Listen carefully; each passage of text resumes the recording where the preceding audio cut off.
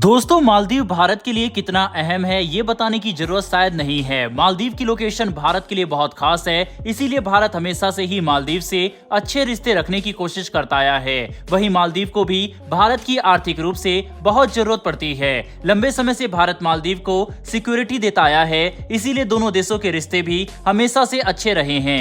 लेकिन तनातनी तब शुरू हुई जब मालदीव में नए राष्ट्रपति मोहम्मद माइजू इलेक्ट हुए, जिनको चीन का सपोर्टर माना जाता है। दोस्तों, माइजू ने इलेक्ट होते ही कई ऐसे कदम उठाए जो भारत के खिलाफ थे, जिससे सभी को लग रहा था कि मालदीव पूरी तरह से भारत के खिलाफ है, जो कि चीन के लिए खुशी की बात थी। लेकिन अब मालदीव के उपराष्ट्रपति मोहम्मद तैयब ने चीन जाकर कुछ ऐसा कह दिया जिससे चीन को भारी झटका लगा है और चीन के सभी मंसूबे फेल होते नजर आ रहे हैं। आखिर मोहम्मद तैयब ने ऐसा क्या कहा है और ये भारत के लिए क्यों इतना जरूरी है, ये जानना काफी दिलचस्प होगा, इसीलिए वीडियो को अंत तक जरूर देखिएगा। साथ ही अगर आप हमारे चैनल पर अगर पहली बार आए हैं तो नीचे दिए गए सब्सक्राइब बटन को प्रेस कर बेल आइकन को जरूर दबा लें, जिससे हमारी डेली वर्ल्ड अफेयर से जुड़ी ऐसी वीडियो आप तक सबसे पहले पहुंच सके। दरअसल दोस्तों, चीन लंबे समय से हिंद महासागर के सभी देशों में अपना प्रभाव बनाना चाहता है और भारत को घेरने की कोशिश कर रहा है। वहीं इसी साजिश में चीन ने अपना निशाना बनाया मालदीव को और भारत के खिलाफ भड़काना शुरू कर दिया। चीन ने मालदीव में बहुत इन्वेस्ट भी किया है, जिसके चलते मालदीव पर चीन का बहुत कर्ज है। बावजूद इसके मालदीव की नई सरकार चीन को लेकर अलर्ट मोड पर है। मोहम्मद माइजू की बात करें तो उन्होंने सत्ता में आते ही भारत के खिलाफ कई ऐसे फैसले लिए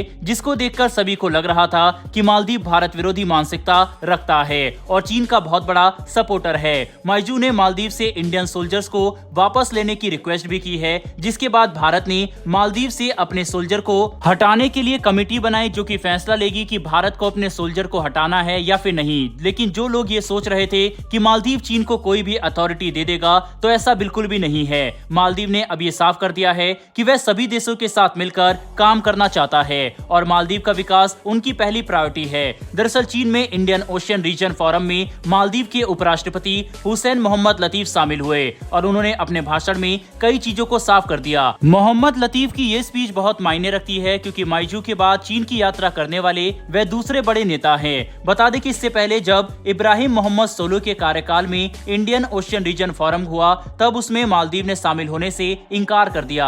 दोस्तों, इब्राहिम मोहम्मद सोले ने हमेशा से भारत के साथ मिलकर काम किया और भारत उनकी पहली प्रायोरिटी रहा। इसके पीछे की एक वजह यह भी है क्योंकि भारत ने हर वक्त मालदीव के साथ दिया है, चाहे फिर वह किसी भी संकट में मालदीव की मदद करना हो। दोस्तों, ये फोरम दक्षिण पश्चिमी चीन के यूनान प्रांत की राजधानी कुनमिंग में हुआ था, जिसे चीन ने भारत का मुकाबला करने के लिए ही बनाया था। इस फोरम में चीन के सभी बड़े नेताओं के सामने मालदीव के उपराष्ट्रपति मोहम्मद लतीफ ने कहा कि हमें गुटबाजी से बचना चाहिए। मालदीव हिंद महासागर में अपने रिश्ते मजबूत करने के लिए सभी देशों के साथ कंधे से कंधा मिलाकर काम करना चाहता है। ये चीन के गाल पर एक तमाचा है, क्योंकि चीन लंबे समय से मालदीव को घेरने में लगा हुआ था। माइजू को भारत के खिलाफ भड़काकर चीन मालदीव में अपना प्रभाव मजबूत करने में लगा था। यही वजह है कि चीन ने आर्थिक रूप से भी मालदीव की बहुत मदद की है, ताकि मालदीव की भारत पर निर्भरता कम हो सके। यहाँ तक कि चीन मालदीव ही नहीं बल्कि हिंद महासागर के सभी देशों में अपने प्रभाव को स्ट्रॉन्ग करने में जुटा हुआ है। चीन ने जिबूती में एक सैन्य अड्डा भी बनाया है और श्रीलंका को कर्ज देकर चालाकी से हम्बनटोटा बंदरगाह को 99 साल के लिए लीज पर ले लिया है। वहीं अब हम्बनटोटा में भी चीन के जहाज बिना किसी रोक टोक के आते जाते रहते हैं। चाहकर भी श्रीलंका चीन से कुछ भी नहीं कह पाता।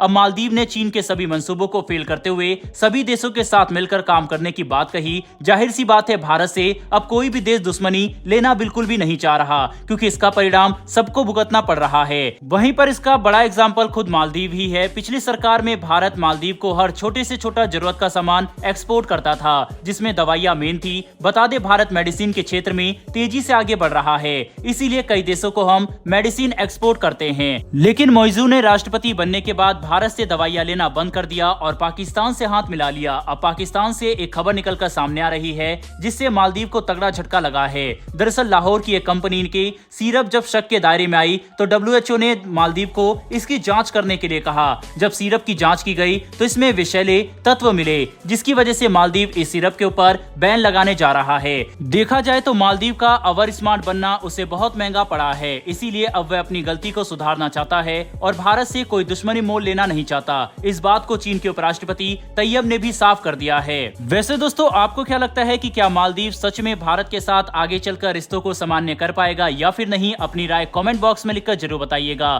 फिलहाल इस वीडियो में इतना ही, फिर मिलेंगे वर्ल्ड अफेयर से जुड़ी ऐसी ही एक नई वीडियो के साथ। धन्यवाद, जय हिंद।